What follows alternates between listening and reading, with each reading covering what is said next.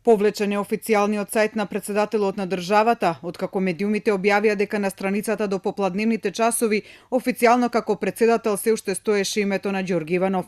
На сајтот до 15 часот не беше внесена промената за нов претседател на државата, ниту каква е да информација од вчерашната инаугурација на Пендаровски и примопредавањето на функцијата меѓу него и Иванов. На сајтот последна информација до попладневните часови беше средбата на Иванов со папата Франциск, а во категоријата инаугурација стоеше инаугурацијата Иванов од 2014 година.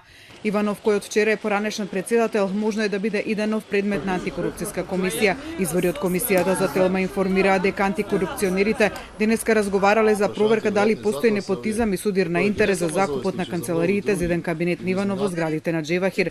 Како што дознава Телма, антикорупцијска ќе се обрати до институциите за прибирање на документи околу закупот на становите за канцеларии.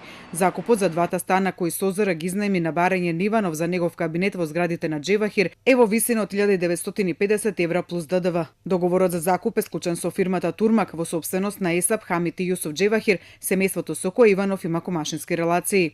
Во меѓувреме, додека се расчистуваат прашањата на сајтот на претседателот, кој е претседател на државата и од кого Иванов ги изнаемил становите, во Централен регистар, како што дознава Телма, е започната промената на името на институцијата во претседател на државата на Република Северна Македонија. Претседателот беше последната институција која го немаше променето името во согласно со новото уставно име, поради одбивањето на Иванов да го признае новото име на државата.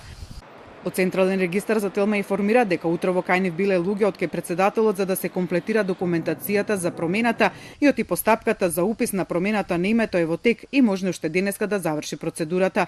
Во меѓувреме не се открива кои ќе бидат луѓето кои ќе го пополнат кабинетот на Пендаровски.